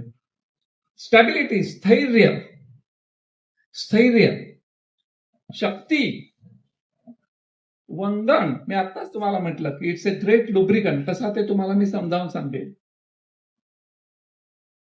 हे जे भाग आहेत हे त्याचे जास्त असेल तर काय होतं त्याच्याबद्दल सांगणार आहे. म्हणजे कफ जर एखाद्या माणसात जास्त असेल तर तो काय करतो, तो लक्षात ठेवतो पण क्षमा पण करतो. पित्ताचा माणूस तसा नसतो, तो लक्षात ठेवतो आणि बदला देतो. वाताचं काय असतं, वाताचं तो विसरूनही जातो. तर त्यावेळेला त्याला राग जरी आला, तुम्ही त्याला जरी काही वाईट केलेलं असलं तरी तो नंतर विसरूनही जातो. म्हणजे त्याचं अस्थिर असतं, स्थिर नसतं. आता कफ माझ्या अंदाजे या थोड्या वेळाच्या मध्ये मी त्याचे जे प्रकार आहेत ते नाही घेऊ शकत, कारण आपल्याला अजून पुढे प्रकृतीवरती जावं लागेल. म्हणून मी थोडंसं त्यांना तोंडीत सांगतो थोडंसं, की आता प्राईम मिनिस्टर आहेत आणि केंद्र सरकारचे मंत्री आहेत, पण तरी इथे पण देवाभाऊ आहेत, इथे पण मंत्री आहेत, तशीच खाती आहेत. कर्नाटकात आहेत, राजस्थानमध्ये आहेत, तामिळनाडूमध्ये आहेत, आणि त्याला आपण राज्य शासन असं म्हणतो आणि त्याला केंद्र शासन म्हणतो, हो की नाही? तसंच आपल्या शरीरात आहे. मी आता तुम्हाला 3 गोष्टी सांगितल्या की जिथे जिथे हालचाल म्हणून आहे, वहन जे आहे, कुठे ते कोण बघतं, वात बघतो. आता तुम्हीच सांगा मला, काय नुसतं इथेच होतं का हालचाल? म्हणजे सगळीकडे होते ना वहन. त्यामुळे मी केंद्र सरकारची भूमिका सांगितली, पण राज्य सरकार पण आहे. आज नाही मला जमायची सगळी राज्य सरकार सांगायला, पण आपण हे करतो ना, प्रसाद किंवा नैवेद्य दाखवतो, प्राणाय स्वाहा, व्यानाय स्वाहा, उदानाय स्वाहा, समानाय स्वाहा, अपानाय स्वाहा. हेच ते 5 प्रकार आहेत आणि त्यांची जागा वेगवेगळ्या आहे. हे खरे आहे. आणि त्यांचा राजा कुठे आहे? अपान म्हणजे आपलं जे पेल्विस आहे ना, म्हणजे बाहेर टाकून देणार. म्हणजे आपला जन्म जो झाला, प्रसव कुठून खालून झाला ना, तो चांगला करायचं काम अपानाचं आहे. मलप्रवृत्ती होण्याचं काम अपानाचं आहे. मूत्रप्रवृत्ती होण्याचं काम अपानाचं आहे. मेन्स्ट्रुएशनचं काम त्याचंच आहे. म्हणजे इथली जी काही प्राणोत्र अपानो पानक श्रोणी, म्हणजे इथे राहतो तो बस्ती मेढ्रोरू गोचर. बस्ती म्हणजे ब्लॅडर, मेढ्र म्हणजे आपला मूत्रमार्ग. शुक्र आर्तव शकृत मूत्र गर्भ निष्क्रमण क्रिया. शुक्र तुम्हाला कळलं. नंतर आर्तव बायकांच्या बाबतीत, गर्भ निष्क्रमण, हे सगळी कामं त्याची आहेत कंट्रोलमध्ये. आणि ही इज द किंग, असं लक्षात ठेवा. तो चांगला असेल तर मग प्राण, उदान, व्यान, समान हे नीट काम करत असतात. बघा, म्हणजे आपल्यामध्ये इनपुट आणि आउटपुट. हॉस्पिटलमध्ये जर तुम्ही ऍडमिट असाल तर आम्ही जेव्हा राऊंडला येतो तेव्हा बघतो काय तुमच्या आत काय काय गेलं, मग ते सलाईनच्या मधून असेल किंवा तोंडाने असेल, आणि बाहेर काय काय गेलं. दोघांचं आमचं महत्व असतं. नाही तर आम्हाला एनेमा द्यावा लागतो, युरिन साठली असेल तर ती काढावी लागते. थोडक्यात तुम्हाला सांगायचं झालं ना, तर प्राण आणि उदान. प्राण म्हणजे आपण आत घेतो ते. प्राण म्हणजे नुसतं इन्स्पिरेशन नाही, इनहेलेशन नाही, नुसतं ज्ञान घेता येते त्याच्याचमुळे आहे. म्हणून प्राण जेवढा आपण प्राणायाम म्हणून महत्वाचा आहे की तुमची आकलन शक्ती तुम्ही वाढवता. नुसतंच तुम्ही प्राणायाम करता म्हणजे ह्याच्याशी संबंधित नाही. थोरॅको ॲब्डॉमिनल जे रेस्पिरेशन आपण करतो त्याच्याशी संबंधित नाहीये. त्याला काय एवढं महत्व दिलेलं आहे, कारण त्याच्यामुळे तुमची स्मरणशक्ती चांगली राहते, आकलन चांगलं राहतं. उदाहरण म्हणजे बाहेर जसं आपण निश्वास करतो तशाच पद्धतीने ते तेवढ्याच महत्वाचं आहे. व्यान हृदयाशी संबंधित आहे. म्हणजे आपण जे काही घेतो ते, मी तुम्हाला म्हटलं, हृदयात जातं तिथून सर्व शरीरभर जातं, हो की नाही? समान हे डायजेस्टिव्ह सिस्टीमशी संबंधित आहे. पित्त आहे इथे, पण त्याला आणलं पाहिजे ना इथे. ते आणतं कोण? तो जो वायू आहे तो समान आहे. आणि अपान मी तुम्हाला म्हटलंच, अशीच पित्ताची आहेत, अशीच कफाची आहे. त्यांचं विश्लेषण मी आता करत नाही, पण त्या कफाचं महत्व तुम्हाला मी सांगू इच्छितो. आपल्या ह्या वयामध्ये तर कफाचं फार महत्व आहे. मी तुम्हाला काय सांगितलं, हे वंगण आहे. वंगण कुठे लागतं बघा. तुम्ही गाड्या चालवता, स्कूटर चालवता, मोटरसायकल चालवता, त्याच्यामध्ये इंजिन असतं आणि त्या इंजिनमध्ये ऑइल भरतात की नाही, 6 महिने वर्षात जसा वापर आहे तसं भरताना किती ट्रान्सपरंट असतं, आणि जेव्हा ते बदलायची वेळ येते तेव्हा काळं ठीक तर असतं, कार्बन पार्टिकल्स खचाखच भरलेलं असतं ते. पण ब्रेक लायनरला पण ऑइल लागतं, ऍक्सिलरेटरला पण लागतं. ते ऑइल वेगळं असतं कारण त्याचं कार्य वेगळं आहे. आपल्या शरीरातही कार्यानुसार वेगवेगळ्या तऱ्हेची वंगणं वेगवेगळ्या ठिकाणी आहेत. त्याच्यामध्ये मी नेहमी म्हणतो फुल टाइम आणि पार्ट टाइम काम करणारे अवयव आपल्या शरीरात आहेत. फुल टाइम कोण? हृदय आणि फुफ्फुस. त्यामुळे इथे जो आहे हा कफ महत्वाचा असतो. बरं का, लक्षात आलं का? डोक्यामध्ये पण असतो, आपण CSF म्हणतो ना, सेरेब्रो स्पायनल फ्लुइड. मेंदूच्या भोवती काय ते कफच आहे. लाळ काय आहे? कफच आहे. मी आता बसलो, माझ्या ह्याच्यात जे वंगण सायनोवियल फ्लुइड आपण म्हणतो सांध्यांमध्ये असतो, तो कफच आहे. डोळ्यातले अश्रू कफच आहे. असा कफ वेगवेगळ्या पद्धतीने वेगवेगळ्या थिकनेसचा असा असतो वंगण. तेव्हा आताही डोक्यातनं कल्पना काढून टाका की कफ हा फक्त छातीतच असतो. कफ सगळीकडे असतो आणि तो महत्वाचा आहे. प्रकृती. आता तुम्ही वैयक्तिकतेवरती येता आणि जिथे आपल्याला स्वतःचा फायदा असतो तेव्हा माणसाला अधिक आकर्षण असतं आणि ते वावगं नाही. इथेच तुम्हाला तुमची स्वतःची प्रकृती तुम्हालाच काढायची आहे. आलं का लक्षात? मी आता काही चित्र दाखवतोय. ही चित्र आणि तुम्ही याच्यात काही फरक नाही, कारण प्रत्येक जण वेगळा आहे. आयुर्वेदामध्ये म्हणतात, जितक्या हजारो वर्षापूर्वी सांगितलं तेच आता सांगतात की तुम्ही युनिक आहात. बघा बरं आता इथे काय काय लिहिलेलं आहे. A very different and individual approach of classification of the humans. The constitution is determined and formed at the time of conception. हा भाग एकदा सांगतो तुम्हाला की आपली आत्या, आपले काका, काकू, आई, बाबा, आजी, आजोबा या सगळ्यांचा परिणाम होतो. आणि मध्यंतरी याच्यावरती का भर दिला जात होता, म्हणजे अजूनही आहे, की गर्भसंस्कार. मग त्यावेळेला आई कशी असावी, तिचं वागणं कसं असावं, गर्भिणी परिचर्या असं म्हणतात ते. कारण त्या सगळ्याचा परिणाम याच्यावरती होतो. ती जर दुःखी असेल तर त्याचा परिणाम याच्यावरती होतो. आणि ती कन्सीव्ह होत असताना तिला जर काही घरामध्ये त्रास असेल तरी त्याचा परिणाम होऊ शकतो, वगैरे वगैरे. तर प्रकृती ही दोन तऱ्हेची आहे. मी रिपीट करतो, एक शारीरिक प्रकृती आणि मानसिक प्रकृती. त्यातली शारीरिक ही देवाचा प्रसाद म्हणून ती स्वीकारायची, कारण त्याच्यात बदल होत नाही. मानसिक याच्यामध्ये अभ्यासाने आपण बदल करू शकतो. त्यामुळे प्रत्येकाला आमचा सल्ला सारखा नसतो. प्रत्येकाला सल्ला त्याची प्रकृती बघून. तुम्ही विकृतीसाठी येता, पॅथॉलॉजीसाठी येता, पण तुमची फिजिओलॉजी काय आहे ते बघणं आवश्यक असतं. आणि आम्ही तात्पुरते असे म्हटले वात, पित्त, कफ, नंतर वात, पित्त, पित्त, कफ, वात, कफ आणि त्रिदोष अशा पद्धतीने केल्या. पण मी तुम्हाला म्हटलं तसं प्रत्येकामध्ये याचं एक लक्षात घ्या, हे तिन्ही दोष आपल्या सगळ्यांमध्ये आहेत, बरोबर. फक्त त्यांचं प्रमाण वेगळं वेगळं आहे. त्याच्यावरती आपली प्रकृती अवलंबून असते. मग तुम्ही कधी कधी मला प्रश्न विचारता किंवा पण मी लहानपणी सडपात होते शाळेत, हे बघा माझे फोटो, मग आता बघा कसं झालं, माझ्यात बदल झाले की शरीर. अरे ती विकृती आहे, प्रकृती नाही आहे ती. तुझी मूळ जी प्रकृती होती ती वेगळीच आहे. जाऊया आता काही फोटोज आहेत. हे आमचे हे सगळे विद्यार्थी आहेत विविध देशांमधले. तर हे बघितलं का, सगळे सगळे तरुण असतात, पण अमेरिकेत गेला तर सगळे म्हातारे असतात आणि आम्हीच फक्त तरुण असतो त्यांच्यामध्ये. हे दिल्लीतले आहेत, गुरु शिष्य परंपरेतले. हे ब्राझील मधले आहेत. हे अमेरिकन्स आहेत. मी दाखवतोय चेहऱ्यासाठी दाखवले तुम्हाला. आता सुरू होत आहे. 2-2 पानं अशी 6 पानं आहेत. पहिली 2 पानं वाताशी संबंधित आहेत, मधली नंतरची 2 पानं पित्ताशी संबंधित आहेत आणि मग 2 पानं कफाशी संबंधित आहेत. तर तुम्ही आता हे वाचायचं आहे. मला काही प्रत्येक बोलायची गरज नाही, मी जरा पाणी पिऊन घेतो. आणि तुम्ही तुमच्यात याच्यामध्ये काय वाटतं तुम्हाला, तुम्ही सहमत आहात का? ह्यातला जो भाव, उदाहरणार्थ मी शिकतो लवकर पण विसरतोय लवकर, हे आपल्याला लागू आहे का? मग असे किती मुद्दे मला लागू पडतायत? अशी बेरीज करायची.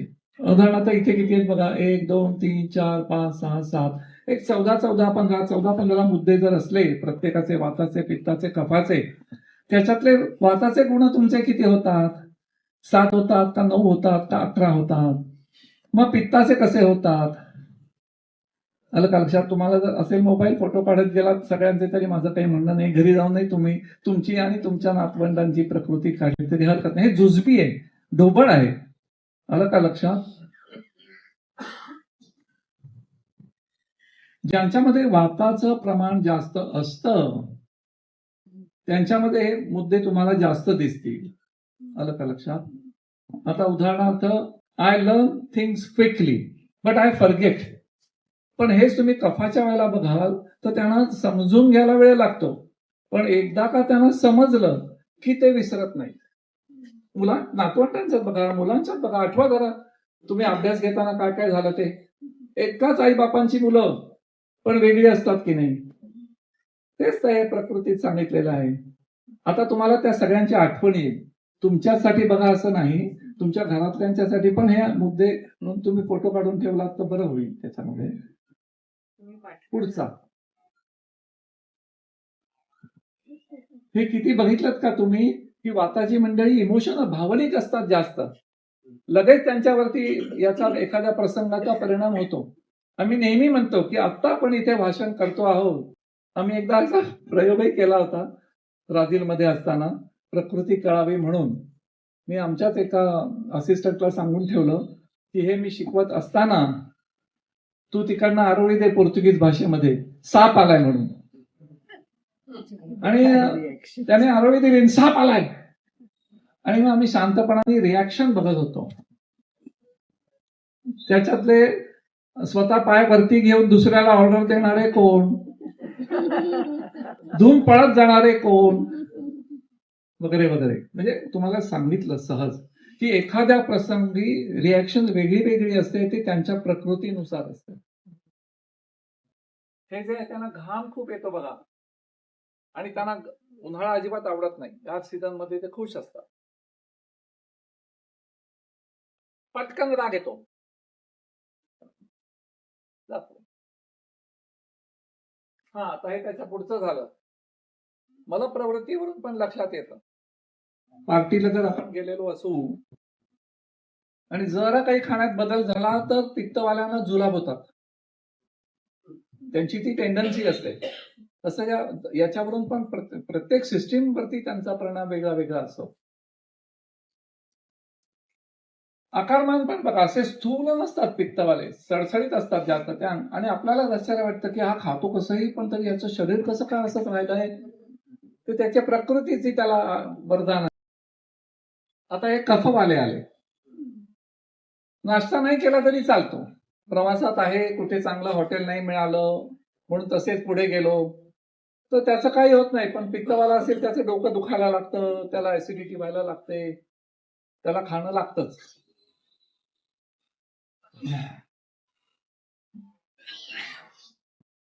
तर हा दुसरा भाग आहे. तर याच्यामध्ये पहिल्यांदा कसं आलं होतं की मला भूक असते तसं नाही, बरोबर आहे, कफाच्या याच्यामध्ये. ते एक गोष्ट सांगतो मग पुढे जाऊ आपण. गोष्ट आहे माझ्या लहानपणीची. मी तुम्हाला म्हटलं तसं माझे वडील वरळीच्या शासकीय रुग्णालयाचे डीन होते आणि त्यांच्याकडे सचिवालयातनं अधिकारी, मंत्री वगैरे असे कन्सल्टेशनला यायचे, नावलौकिक असल्यामुळे. आणि मग लाल दिव्याची गाडी आली की मला उत्सुकता असायची की बाबा कसे तपास, गोष्टच ना ती एक मला. मग ते सगळं रडगाणं गायचे बाबांसमोर. आणि माझ्याकडे एकच काम होतं की बाबा जे सांगतील, चिठ्ठी लिहून देतील, ती औषधं आणून द्यायची त्यांना.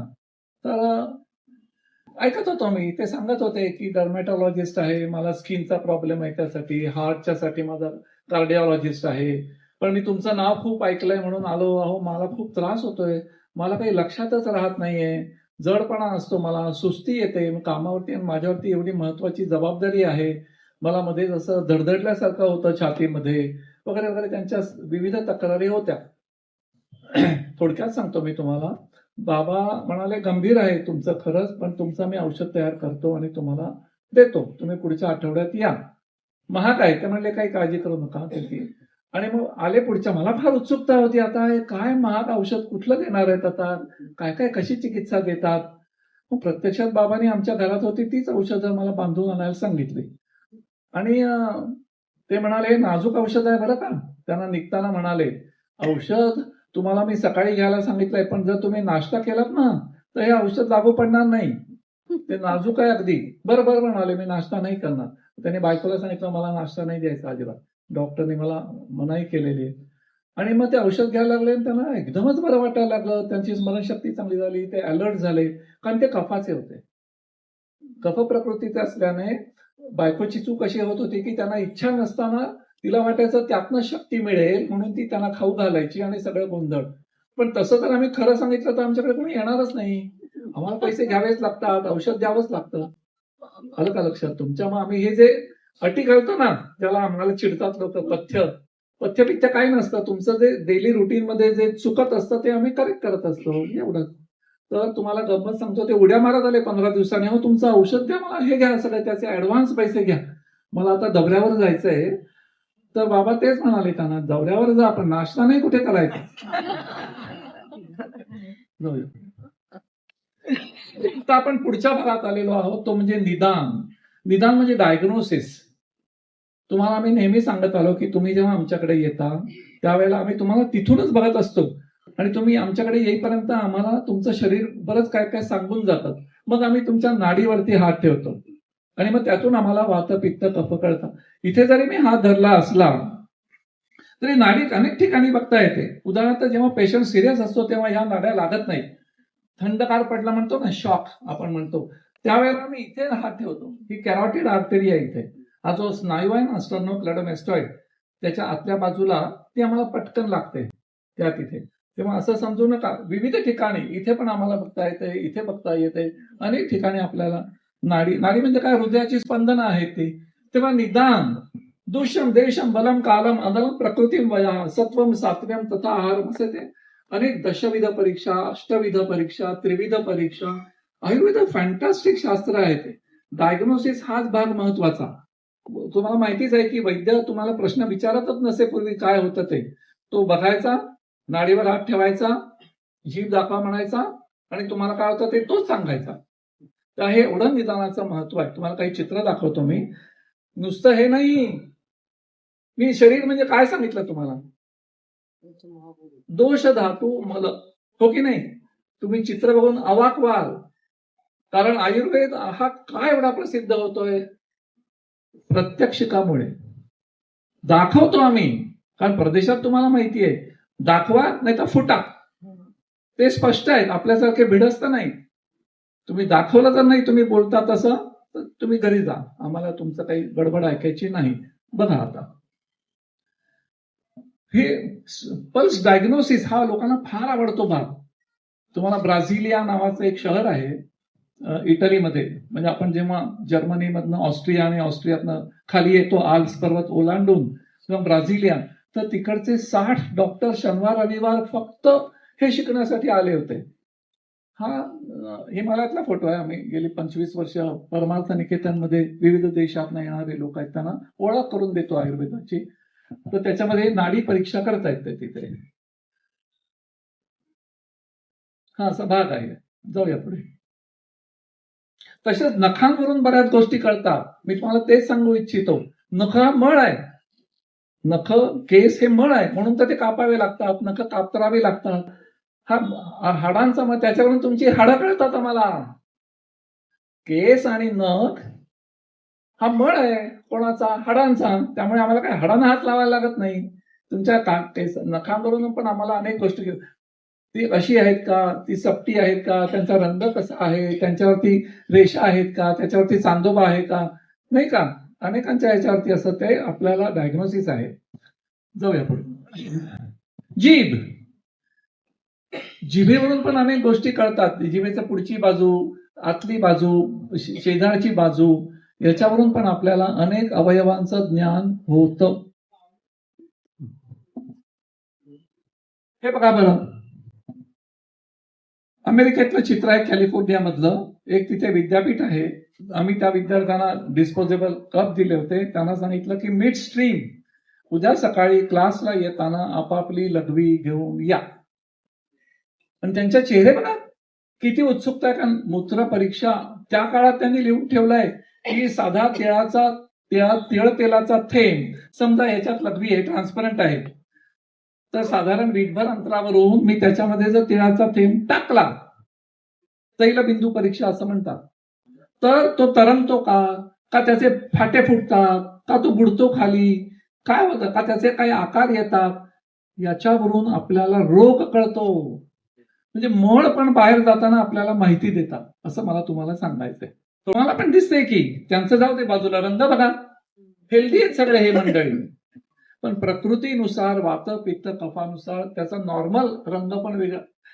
म्हणजे पेल स्ट्रॉ असं आपण म्हणतो, पेल येलो तसाच असतो असं नाही, असे वेगवेगळ्या रंगाचे पण ते असतात. मग ते त्याच्यात तो थेंब टाकतोय बघा तिकडे, दिसला का तुम्हाला? प्रॉपर नाही, ते तैलबिंदू परीक्षा. पण ते हे विसरत नाहीत अजिबात. म्हणून मी म्हणतो की उदाहरणं देऊन शिकवलं तरच ते मान्य होतं जगात. हे डायग्नोसिस चाललंय आपलं सगळं. डायग्नोसिस हाच भाग आयुर्वेदात महत्वाचा आहे. चिकित्सा नंतर सोपी, ती डायग्नोसिस वरतीच अवलंबून असते. काय डायग्नोसिस?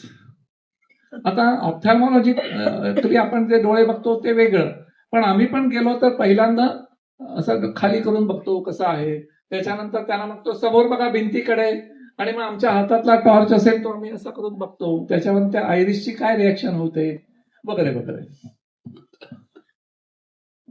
मी तुम्हाला मागे सांगितलं होतं की सर्वे रोगापि मंदैग्नौ, म्हणजे सगळे रोग हे जर अग्नी तुमचा म्हणजे पचनशक्ती जर कमी झाली तर होतात.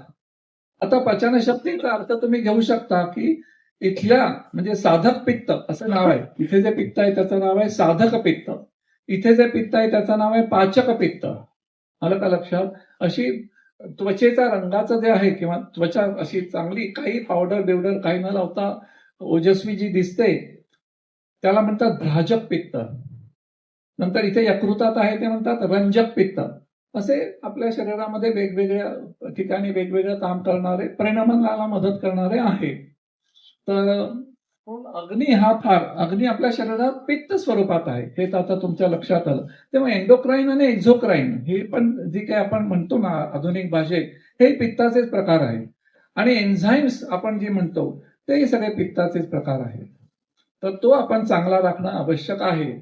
याच्यासाठी तुम्हाला एकच उपाय सांगतो. तुम्हाला जर कधी वाटलं की आपला नेहमीसारखी भूक नाहीये आपल्याला, लंघन हा सगळ्यात चांगला उपाय आहे. लंघन शास्त्रीय पद्धतीने आयुर्वेदात सारखे म्हणतात. तुमच्याकडे काय हो लंघन म्हणजे, फास्टिंग म्हणजे काय? एक धान्य, मी तुम्हाला परवाही सांगितलं होतं. एक धान्य म्हणजे समजा तुम्ही आपण खातो म्हणजे ज्वारी आहे, गहू आहे आणि तांदूळ आहेत, हे आपले त्यातल्या त्यात आपण जास्त खाणारे आहेत. पण हे आपण डाळी बिळी सगळंच खात असतो रोज. जेव्हा तसा उपासाचा सोपा भाग म्हणजे तुम्ही एकदाच दुपारी जेवा, नाश्ताही करू नका आणि संध्याकाळी केक घेऊ नका. म्हणजे लिक्विड घ्यायला हरकत नाही किंवा फळ खायला हरकत नाही, पण असा खरं म्हणजे आपल्याकडे पूर्वी आजी जर बघितली तर तिचा एक सोमवार असायचा, गुरुवार असायचा, शनिवार असायचा. हा जरी धार्मिक पद्धतीने लावलेला असला तरी त्यांना औषधं लागायची नाही, खुटखुटीत असायच्या त्या, आणि खातानाही कमीच खायचे. त्यांना कोणी सांगितलेलं नव्हतं, पण मी म्हटलं तसं जनरेशनने आलं होतं. आपण आता या सगळ्या वयामध्ये मोडतो की तुम्ही शनिदेवाला नका नमस्कार करू, बाकी कोणाला नका, देवीला नका करू, पण स्वतःला तर करा. आणि त्याच्यासाठी लंघनासारखा उत्तम मार्ग नाही. आलं का लक्षात? लंघन. आणि आणखीन अग्नी वाढवायची एक गोष्ट हळूच सांगून ठेवतो तुम्हाला, ते म्हणजे आलं किसा. एका वाटीमध्ये आलं किसा, लिंबू पिळा त्याच्यामध्ये आणि गुळ घाला थोडासा, ढवळा, ही वाटी ठेवून द्या आणि येता जाता थोडं थोडं खा. अग्नी सुधारतो. म्हणजे फास्टिंग करू ना, कारण एकदा आम्ही असंच कोणातरी सांगितलं होतं की तुम्ही खाऊ नका, फक्त भाताची पेज घ्या किंवा मुगाची कढण घ्या. आणि मग ते आले की अहो त्रासच होतोय त्याने. मग का आम्हाला आश्चर्यच वाटलं की आपण त्याला चांगलं पातळ अन्न खायला सांगितलंय. अहो जेवण झाल्यानंतर ते खायला त्रास होतो म्हणाले. म्हणून कपाळाला हात लावला. जाऊया तुम्ही. आता आपण रोग म्हणजे प्रकृतीकडून विकृतीकडे आलेलो आहोत. आयुर्वेद कसा बघतो?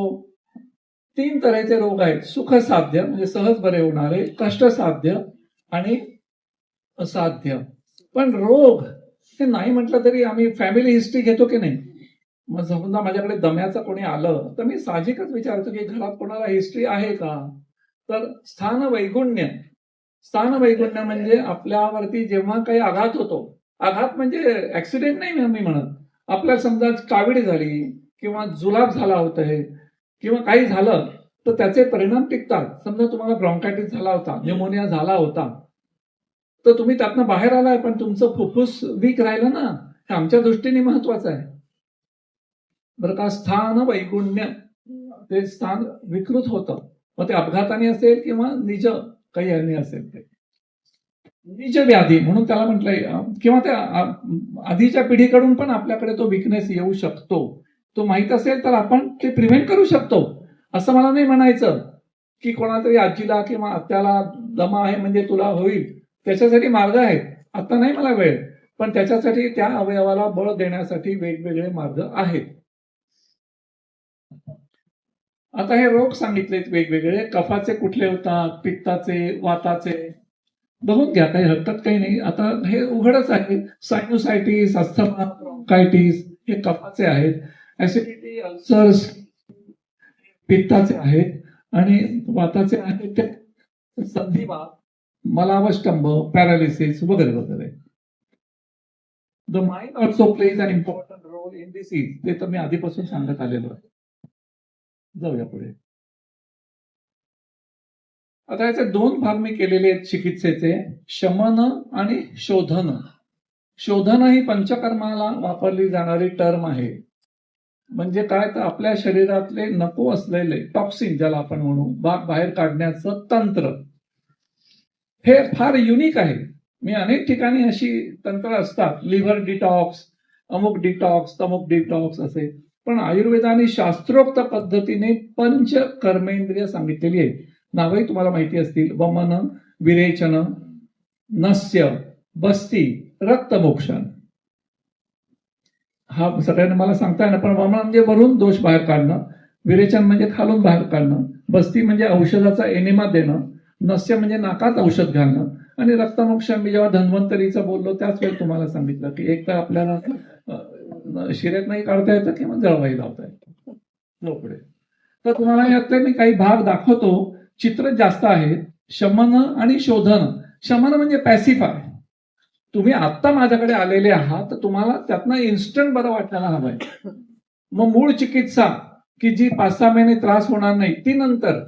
आत्ता तुम्हाला असं आत्ता बरं करा मला आधी, त्याला शमन असं म्हणतात. शमन म्हणजे चुचकारणे, नाही का. भांडण जेव्हा होतं तेव्हा आपण त्या दोघांना बाजूला करतो आधी, पण म्हणून त्यांच्यातनं वैर कमी होत नाही. ते असेच असतात, फक्त तुम्ही बाजूला केल्यामुळे असतात. आणि मग ते कारण समजून घेऊन त्यांना समजावून सांगणं म्हणजे पंचकर्म. बरं का. ठीक. शिरश्रवण पादेषु, तुम्हाला आता जे दाखवतोय ते शिरश्रवण पादेषु. जर हे अभ्यंगाचा भाग आहे, म्हणजे तेल लावण्याचा भाग आहे. इथे काय होतंय, कानामध्ये चिकित्सा दिली जाते. पुढच्या फोटोमध्ये पायाच्या तळव्यांना तुम्हाला बघायला मिळेल. डोक्याला पण इथे केलं जातं. तर हा सगळ्यात सोपा मार्ग आहे, आपला आपणही करू शकतो. आणि घरी जर 2 जण असेल तर दुसराही आपल्याला एक पार्टनर, एकमेकांना आपण मदत करू शकतो. हे बघा, आता पुढच्या चित्रामध्ये पाय आहेत, हो की नाही. तेव्हा मी तुम्हाला म्हटलं की, कारण का सांगू का तुम्हाला, आता मी तुम्हाला जीभ दाखवली आणि त्याच्यावरती अवयव दाखवले. तसं आहे, हा माझा हा पंजा आहे ना, ह्याच्यावर सगळं शरीर आहे. नुसतंच पायाचं म्हणत नाही मी, हाताचं पण आहे. जर पायाचा नसेल जमत, हातावरती केलं तरी हरकत नाही. आणि ते कसं कळेल तुम्हाला, तुम्हाला कळू शकतं. डोळे मिटा आणि त्याच्याकडे लक्ष द्या. तुमचं मन जिथे जिथे तुमच्या हाताला मालिश केलं जातंय त्या तिथे ना तुम्हाला आपोआप त्या त्या भागामध्ये संवेदना होईल रिलॅक्सेशनची. हे जर्मनी मधले आहेत, हिल्डेसहाइम, हॅनोवरच्या जवळचं आहे. तिथल्या आमच्या विद्यार्थिनी आहेत, त्यांचे खूप छान फोटो आहेत. ह्या बाई एस्थेटिक्स म्हणजे सौंदर्य तज्ञ, पण हे सगळं आमच्याकडे शिकायला यायचंय. तर मला आश्चर्य वाटलं तिचं की तिच्या हातामध्ये अशी काही जादू होती, तुम्हाला तिथे मी काही फोटो दाखवेन, की डिप्रेशन आणि अँझायटी म्हणजे मनोविकार जे आहेत त्यातनं बाहेर काढायला फार चांगला फायदा व्हायचा. हे बघा, आता हे स्थपनी मर्म आहे इथलं. आपण कुंकू लावता ना तुम्ही, हे स्मरणाचं किंवा याचं फार महत्वाचं केंद्र आहे ते. तर तिथे अॅक्युम्युलेशन होतं, म्हणजे साठतात आपल्याला ज्या नकोशा गोष्टी असतात त्या. तर ती कशा पद्धतीने हे करते बघा. जाऊया पुढे.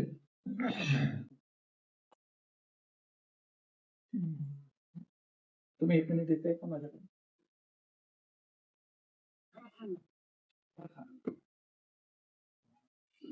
जरा बघा तोच तुम्ही कशी करते बघा ती, काय केलंय तिने. आणि त्या बाईंचे डोळे बघितलेत का, किती सॅटिस्फॅक्शन आहे त्यांच्यामध्ये. अशा पद्धतीने आधी आधार दिलाय आणि मग ती त्या पद्धतीने जेव्हा करते त्यावेळेला त्या माणसाचं जातो. थँक्यू. हा प्रॉब्लेम हल्ली पण आम्हाला बराच बघायला मिळतोय. काय बघायला मिळतोय, की लोक आमच्याकडे वेगवेगळ्या कारणासाठी येतात, पण आम्ही बघतो की त्यांच्या डोक्यावरती केवढं मणभर ओझं आहे. आपल्याकडे म्हणायचं ना मणभर, अक्षरशः ते दिसतं. आणि ते कुठे जास्त असतं माहितीये का, ही जी मान आहे याच्या मागच्या बाजूला इथे साठतं, खांद्यांवरती साठतं, या सगळ्या भागामध्ये ते साठतं, अक्करसलं जातं. मी मागे एक उदाहरण दिलं होतं की आपल्याला जरी कधी असं शिणलो असलो आपल्या ट्रॅफिकमध्ये, समजा ऑफिसच्या वेळेला जर तुम्हाला कुठे जायचं असेल तर घरी आलो की तुम्हाला अगदी नको जीव झालेला असतो. मग तुम्ही काय करता, बेसिनवर जाता आणि पाणी मारता. पाणी मारलं की जरा बरं वाटतं, कारण ते शिथिल होतं. तेव्हा हे घालवणं फार महत्वाचं आहे. आत्ताच्या काळातही आपल्याला विविध त्रास असले तर अशा पद्धतीचा मसाज एकमेकांना जरूर करून घ्यावा, तुम्हाला त्याचा फायदा दिसेल. ही सगळी शमन चिकित्सा चालली आहे बरं का. आणि ते रिलीज झालं तिचा, म्हणजे अशा पद्धतीने केल्यानंतर तिचा चेहरा बघितलात का तुम्ही. मेस ऑफ फ्रँकफुर्ट, तुम्हाला आश्चर्य वाटेल की आमचे विद्यार्थी सगळीकडे आहेत. बर्लिनमध्ये आहेत, म्युनिकमध्ये आहेत, हॅनोव्हरमध्ये, वेस्टला आहेत, ईस्टला आहेत, सगळीकडे आहेत. तर मग फ्रँकफुर्ट बऱ्याच जणांना माहिती असेल की तिथे विविध प्रदर्शनं भरतात. तर तिथे हेल्थ एक्सपो होता आणि विद्यार्थ्यांनी आग्रह केला की सर आपण पण इथे स्टॉल लावूया. बर म्हटलं. तर त्यांनी मला धोतर नेसायला लावलं.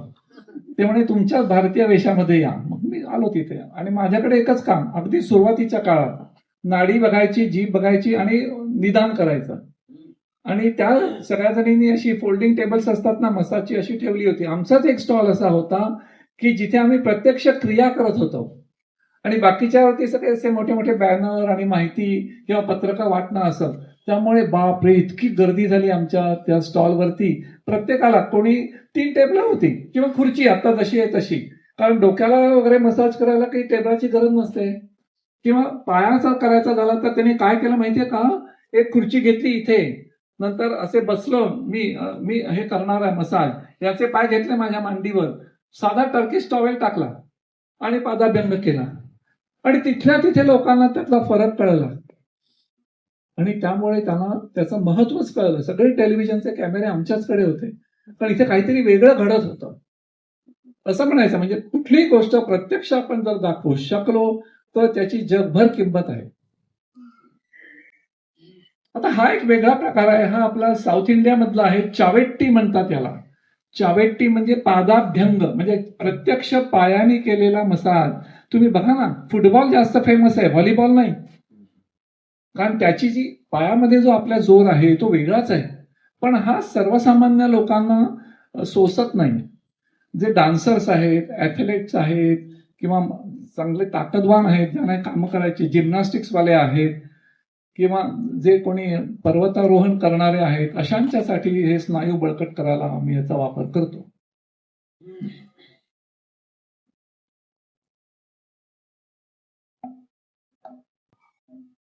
आता हे मान, हे जे चित्र आहे हे महत्वाचं आहे. मी तुम्हाला म्हटलं तसा सगळा स्ट्रेस मानेच्या मागच्या बाजूला गोळा होतो. साध्या आपल्या हाताने जरी असं मोकळं केलं, मग तुमची मुलगी असो कोणी असो तरी तिथल्या तिथे तुम्हाला मदत करता येईल. आता शोधणं, मी जरी तुम्हाला वमन, विरेचन, बस्ती सांगितले असले तरी आणखीनही त्याला जोडणारे अनेक प्रकार जगभर प्रसिद्ध आहेत. जसं शिरोधारा, तुम्ही हे नाव ऐकलं असेल. शिरोधारा म्हणजे इथे कपाळावरती असं तेल किंवा अशा पद्धतीने, तर त्यातले काही प्रकार तुम्हाला मी दाखवतो. शोधन म्हणजे शुद्धी, प्युरिफिकेशन, डिटॉक्सिफिकेशन. जाऊया पुढे. कारण तुम्ही बघितलात का, पोट्टली असं त्याला म्हणतो. याच्यात अनेक प्रकार आहेत. आम्ही विविध तऱ्हेचे, आता धोत्रा आहे समजा, विषारी आहे, औषधी आहे. नंतर आपण हनुमानाला जी रुईची पानं वापरतो, एकदम औषधी आहेत. ती पोटात जरी नाही देत तरी आम्ही ती बारीक करू शकतो. त्याच्यामध्ये थोडंसं कुमारी म्हणजे कोरफडीचा तुकडा घालू शकतो, वाळू घालू शकतो, हे गरम करू शकतो आणि त्याची पोट्टली जर असे, हे का असं 2-3 का लागतात माहितीये का? समजा तव्यावरती मी गरम ठेवलेलं आहे, ते एरंडाचं तेल घातलं, त्याच्यावरती या पोट्ट्याला ठेवल्या, मी ते माणसावरती वापरतोय.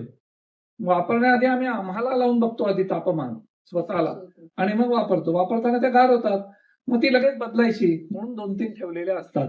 पण हे फार उपयोगी पडतं. म्हणजे संधी, वाताचे जे काही विकार आहे, मग ते पाठीचा असू दे, सांध्यांचा असू दे, याच्यासाठी हा एक शोधनाचा प्रकार आहे. This is a massage done with the rice cooked in milk and herbs. अशा पद्धतीने पण तो दुधामध्ये वनस्पती घालायच्या आणि पत्रपोट्टली असं म्हणतात त्याला. मग जाऊया पुढे. हे चित्र तुम्हाला दाखवतो. हे वूस्टर म्हणजे बॉस्टनला उतरल्यानंतर तिथून साधारण 70 किलोमीटर किंवा 70 माइल्स, तिथे माईल जास्त वापरले जातात, एक शहर आहे. आणि अगदी माझ्या अंदाजे हे 94-95 मधलं चित्र आहे. म्हणजे त्यांना एवढी उत्सुकता, तिथे आम्हाला परवानगी नाही, आयुर्वेद तिथे मान्य नव्हता, पण तिथे उत्सुकता तर होती. मग तिकडची जी एक इन्स्टिट्यूट आहे, new England institute of health and science, ती ऑथोराइज होती. मग त्यांच्या बॅनर खाली त्यांनी आम्हाला बोलावलं आणि ते म्हणाले करा वमन इथे. तर तिथे आम्ही कसं केलंय दाखवतो तुम्हाला. आणि उत्सुकता कशी, तर ही तर बॉलिवूडची ऍक्ट्रेस आहे, हा रशियन प्रोफेसर आहे आणि हा मार्शल आर्ट शिकवणारा मास्टर आहे. अशी सगळी लोक आली होती आणि त्यांनी करून घेतलं. आता इथे असेल तर माझ्याकडे इनेमलची भांडी असतात, ही अमेरिका पडली बघा. असं त्यांना भारती बायको त्यांना आधी प्यायला देते, जे काय आम्ही औषध देत होते 2-3 दिवस. आणि मग पुढच्या चित्रात बघा, हे बघा, हे सगळं डिस्पोजेबल तिथे. हे ते मगाशी बघितलं ना तुम्ही, या सगळ्यांचं इथे जी काही उलटी आहे ती याच्यात पडलेली आहे. पण त्यांना इतकं काही बरं वाटलं की त्यामुळे आम्हाला सलग 20 वर्ष आम्ही जातच होतो. आधी ते नुसतं ईस्ट कोस्टला होतो, ते टेक्सास ऍड झालं, हवाई ऍड झालं, वेस्ट कोस्ट सगळं, कॅलिफोर्निया म्हणजे सियाटल पासून निघालं की मग एसेफोला यायचं, सेंटा बार्बराला जायचं, लॉस एंजेलिसला जायचं, सॅनडिएगोला जायचं. म्हणजे आम्हाला अगदी 2.5 महिने काम करून थकवा यायचा. इतकं आपण पण प्रत्यक्षावरती आधारित आहे, एवढंच मला तुम्हाला सांगायचं. ही शिरोधारा आहे. पुढे जाऊया. हे पण शिरोधारेचे वेगळे प्रकार आहेत. आयोवा म्हणून स्टेट आहे, त्या स्टेट मधली आमची विद्यार्थिनी आहे. हा शिरो बस्ती नावाचा प्रकार आहे. म्हणजे अशी चांबड्याची टोपी केली जाते. म्हणजे मनोविकारांसाठी पण याचा चांगला वापर होतो. म्हणजे त्याच्यात तेल भरून ठेवलं जातं आणि 15-20 मिनिटं ठेवून ते बदलून परत दुसरं कोमट तेल औषधी ठेवायचं. जाऊया पुढे. हा प्रकार हे डेमॉन्स्ट्रेशन आहे, इलिनॉइस मधलं आहे ते. आणि ही पानं आहेत बघा, एरंडाची तर तुम्हाला ओळखता येत असतील. शिरो पिचू म्हणजे ही चांबड्याच्या तिथे कुठे आमच्याकडे असणार, म्हणून मग आम्ही तिथलीच पानं मागवली आणि त्याच्यामध्ये आम्ही गॉस पीस असतो ना, ते गॉस पीस बुडवले औषधी तेलामध्ये आणि ते तिथे ठेवले. असं त्याला शिरोपिचू असं म्हणायचं. जाऊया पुढे. हे बस्ती हे तुम्ही विविध बघितले असेल की आपल्या गुडघा दुखत असेल तर हृदयाला, पोटाला, ते स्थानिक, मग त्याप्रमाणे त्याला उदर बस्ती, हृद बस्ती वगैरे वगैरे. हे लेप आहेत. हे सगळे ब्राझील मधले विद्यार्थी आहेत, काही काही ऑन्कॉलॉजिस्ट आहेत त्यातले, म्हणजे कॅन्सरचे तज्ज्ञ आहेत, पण तेही शिकायला येतात. कारण हे शेवटी त्यांचं अल्टिमेट एम काय, आमच्या रुग्णाला बरं वाटल्याशी कारण. हा, आता हिच्या हातात बघा, ही हळद आहे, हळकुंड आहे तिच्या हातात. अशा पद्धतीने सुंठ, वेखंड, जायफळ, हळकुंड अशा सगळ्याचे इन्स्टंट, मी तुम्हाला काय म्हटलं, पंचभौतिक स्वरूपात जर असतील आणि जर उगाळले तर ते असे ऍक्शन करायला उत्सुक असतात. जाऊया पुढे. हा भाग आता मी आज नाही घेत आहे, पण हा अगदी वेगळा भाग आहे. आणि हेच मला सगळ्या जगभर मिळतं. मर्म ही आपल्या शरीरावरती 107 ठिकाणे असणारे एरियाज आहेत. मी ते अॅक्युपंक्चर सारखं ते पिन पॉइंट नाहीये, हे एरियाज आहेत ते. आणि हे इतके महत्वाचे आहेत की त्याने मी अनेक विमान प्रवासांमध्ये लोकांचा जीव वाचवू शकलेलो आहे. हातात काही नाही, फक्त त्या स्थानांचं माहिती असणं. तर ही मर्मचिकित्सा अतिशय महत्वाची आहे. याच्याच वरून पुढे अॅक्युप्रेशर आणि अॅक्युपंक्चर हे विकसित झालेलं आहे.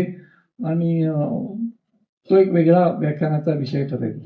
मला वाटतं तुम्ही सगळ्यांनी शांतपणाने ऐकून घेतलं, त्याबद्दल धन्यवाद. आणि काही प्रश्न जर असतील तर मी उत्तर द्यायला तयार आहे. मला फक्त डेव्हिड फ्रॉलिन बद्दल विचारत होते. ते इंडॉलॉजिस्ट आहेत ना? हा, डेव्हिड फ्रावले ना.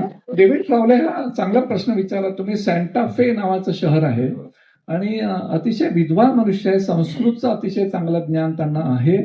आणि काय आपलं इंग्रजी आणि अमेरिकन इंग्रजी अगदी वेगळं आहे. त्यामुळे आम्ही कोणतंही पुस्तक लिहिलं तरी आम्हाला एक अमेरिकन त्याच्या बरोबरीने लेखक लागतो की जो त्यांच्या इंग्रजीमध्ये त्याचं रूपांतर करेल. आणि असा लागतो की टर्मिनॉलॉजी वेगळी आहे ना सगळी. तर या गृहस्थांनी सगळा अभ्यास केलेला आहे. मनाचा अभ्यास केलाय, शरीराचा केलाय, पंचक्रमाचा केलाय. त्याप्रमाणे म्हणून हे डेव्हिड फ्रावले म्हणजेच वामदेव शास्त्री. प्राणायाम तुम्ही त्याच्याबद्दल काय? हा, प्राणायाम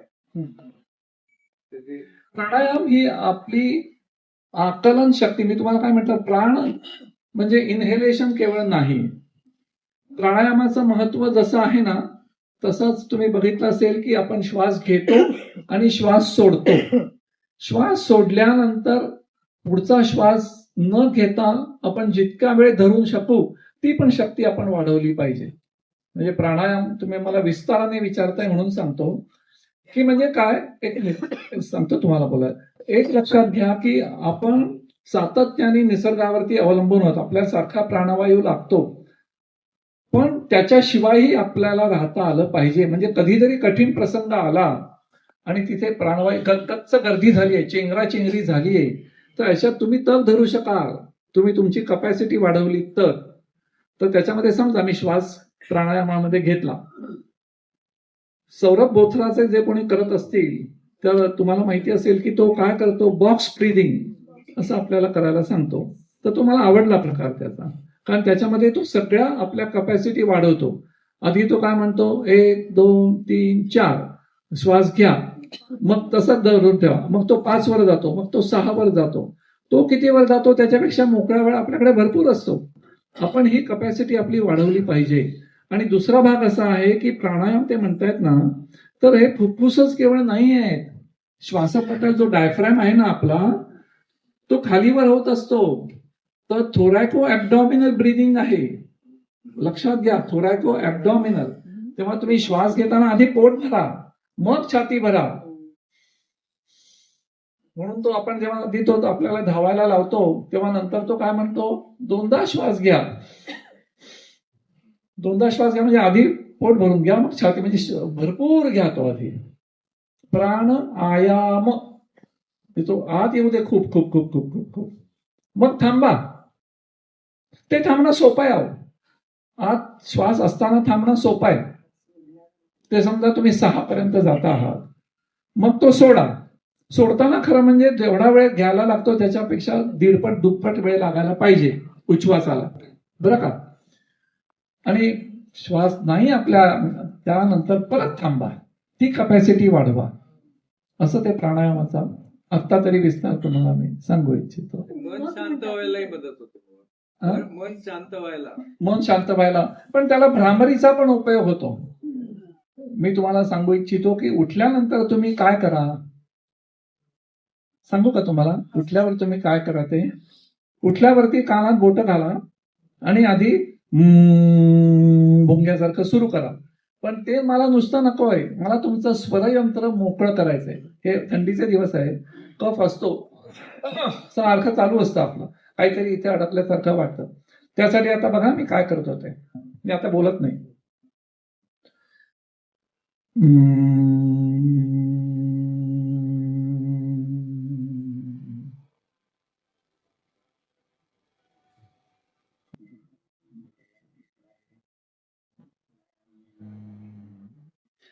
मी जो पहिल्या व्याख्यानात सांगितलं होतं तिबेटन लोकांचं, की तुम्ही जेवढे खाली खर्जामध्ये जाल तेवढी शक्ती कमी लागते.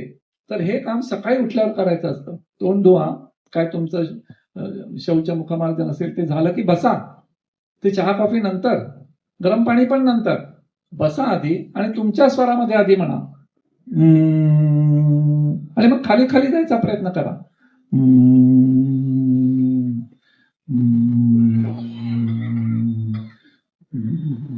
अवघड जातं. कफ असतो भरपूर, इथे भरपूर असतो, तुमचा स्वर नीट यायचा नाही.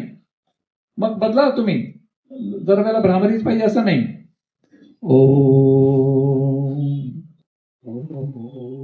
लगेच तुम्हाला जाणवेल. किंवा सारेगमा म्हणतो तसं सा सा सा. जेवढं तुम्ही खाली मोकळे व्हाल, वेळ घालवा 5-10 मिनिटं आणि मग वरती जा. मग तुमचं स्वरयंत्र मोकळं होईल आणि मग तुम्ही प्राणायाम करू शकाल.